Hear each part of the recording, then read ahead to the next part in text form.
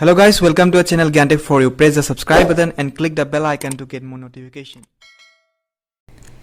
First question.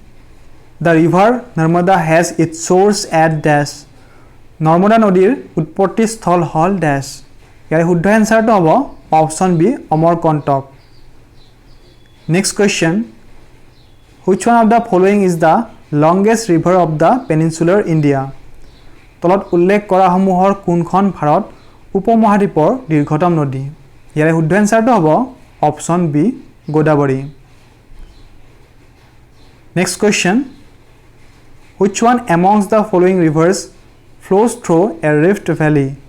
তলত উল্লেখ কৰা সমূহৰ ভিতৰত কোনখন নদী এটা গ্ৰস্ত উপত্যকাৰ মাজেৰে বৈ আহিছে? ইয়াৰে শুদ্ধ এনসাৰটো হ'ব option D Tapi. Next question. The second largest river basin in India is of the river dash. ভাৰতৰ দ্বিতীয় বৃহত্তম নদী অৱবাহিকা হল ড্যাশ নদীৰ অৱবাহিকা. ইয়াৰ শুদ্ধ এনসাৰটো হ'ব অপচন ডি গোদাবৰী.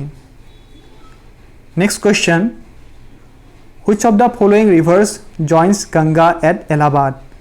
তলত উল্লেখ কৰা নদীসমূহৰ কোনখন এলাহাবাদত গংগাৰ সৈতে মিলিত হৈছে? ইয়াৰ শুদ্ধ এনসাৰটো হ'ব option D Yamuna. Next question. Which one of the following groups of crops is grown in India during the Rabi season? ভাৰতত ৰবি ঋতুত তলত উল্লেখ কৰা কোনটো শস্য গোটৰ খেতি কৰা হয়? ইয়াৰ শুদ্ধ এনসাৰটো হ'ব অপচন বি হুইট বাৰ্লি গ্ৰাম. সো এইটো কোৱেশ্চন বহুতে গুৰুত্বপূৰ্ণ, বিভিন্ন এক্সামত অলৰেডি আহি গৈছে. Next question. The largest sugarcane growing state in India is ভাৰতত সৰ্বাধিক কুঁহিয়াৰ উৎপাদন হোৱা ৰাজ্যখন হল? ইয়াৰ শুদ্ধ এনসাৰটো হ'ব option B Uttar Pradesh. Next question. Which one of the following places of India is the home of Alfonso Mango? তলত উল্লেখ কৰা ভাৰতৰ কোনখন ঠাই আলফন্সো আমৰ আবাস? ইয়াৰ শুদ্ধ এনসাৰটো হ'ব option A Ratnagiri. Next question. Name the crop cultivated during winter season. তলৰ কোনবিধ শস্যৰ শীতকালী খেতি কৰা হয়?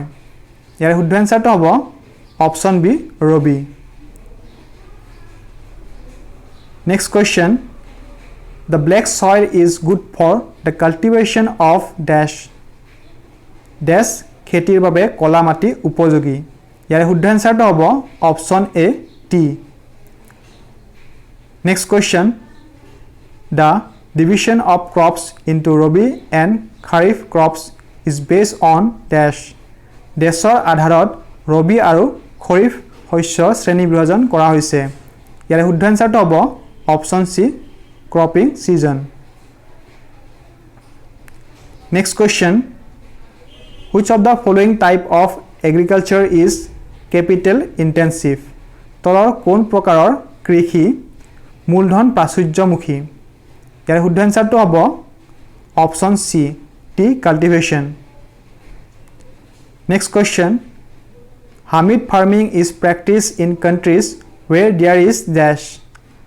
আৰ্দ্ৰ কৃষি এনে কিছুমান দেশত পৰিশীলন কৰা হয় য'ত ড্যাশ. ইয়াৰ শুদ্ধ এনসাৰটো হ'ব option C plenty of rain. Next question. In interculture agriculture dash আন্তঃকৰ্ষণ কৃষিত dash.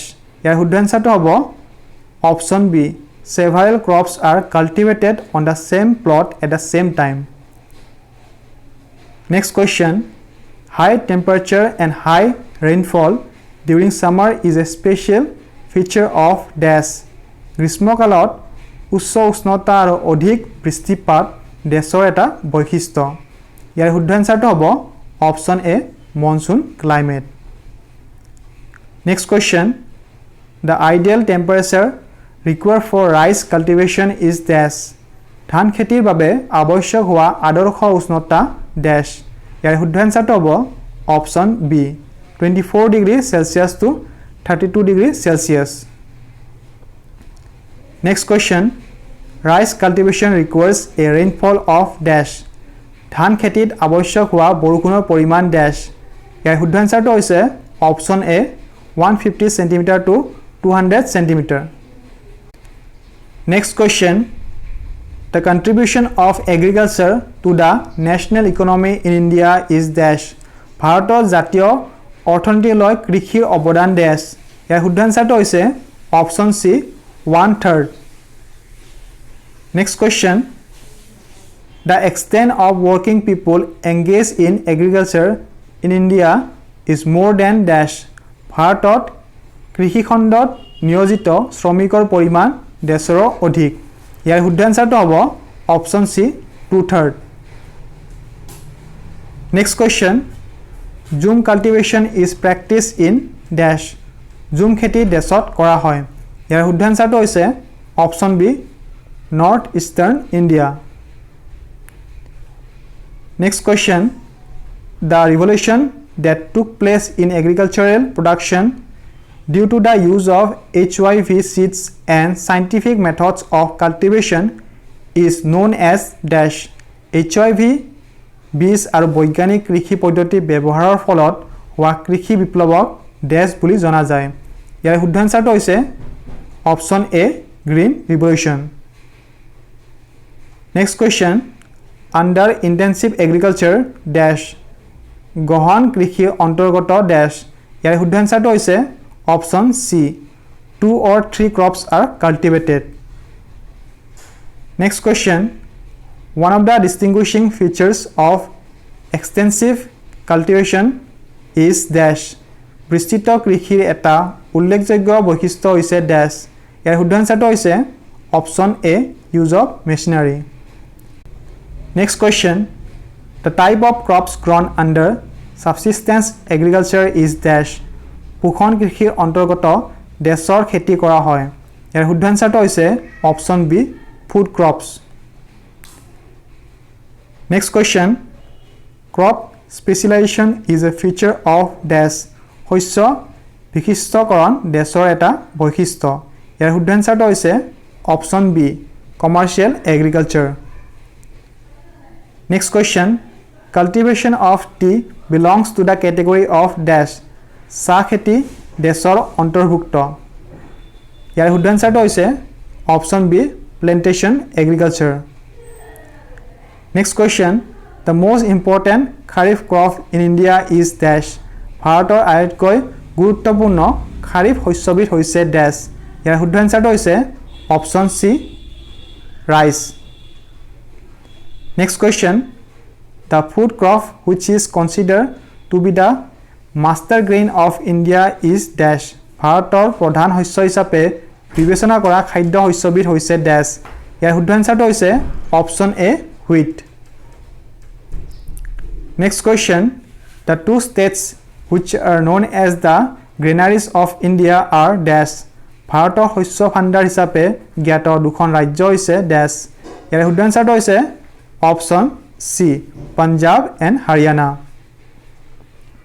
Next question. The largest tea producing state in India is dash. ভাৰতৰ বৃহত্তম চাহ উৎপাদনকাৰী ৰাজ্যখন হৈছে dash. ইয়াৰ শুদ্ধ আনসাৰটো হৈছে option C Assam. Next question. The largest coffee producing state in India is dash. ভাৰতৰ বৃহত্তম কফি উৎপাদনকাৰী ৰাজ্যখন হৈছে dash. ইয়াৰ শুদ্ধ আনসাৰটো হৈছে option C Karnataka. Next question. The best soil suited for cotton cultivation is dash. কপাহ খেতিৰ বাবে উপযোগী মাটিবিধ হৈছে dash. ইয়াৰ শুদ্ধ আনসাৰটো হৈছে option A black soil. Next question. Green revolution was particularly seen in the production of dash. সেউজ বিপ্লৱ বিশেষকৈ dash উপাদানত পৰিলক্ষিত হৈছিল. ইয়াৰ শুদ্ধ আনসাৰটো হৈছে option B wheat. Next question. The black or regur soil found in peninsular region of India is ideal for the cultivation of dash. ভাৰতৰ উপদ্বীপ অঞ্চলত প্ৰাপ্ত কলা বা ৰেগুৰ মাটি dash খেতিৰ বাবে উপযোগী. ইয়াৰ শুদ্ধ আনসাৰটো হৈছে option D cotton next question the Indus river rises in dash Sindhu নদী ডেছত উদ্ভৱ হৈছে ইয়াৰ শুদ্ধ এনসাৰটো হৈছে option A Tibet next question in Tibet the Brahmaputra is known by the name dash তিব্বতত ব্ৰহ্মপুত্ৰক ডেছ নামেৰে জনা যায় ইয়াৰ শুদ্ধ এনসাৰটো হৈছে option D Tsangpo next question the famous Jog falls is situated on the river dash বিখ্যাত জগ জলপ্ৰপাত ডেছ নদীত অৱস্থিত ইয়াৰ শুদ্ধ এনসাৰটো হৈছে অপশ্যন বি কাবেৰী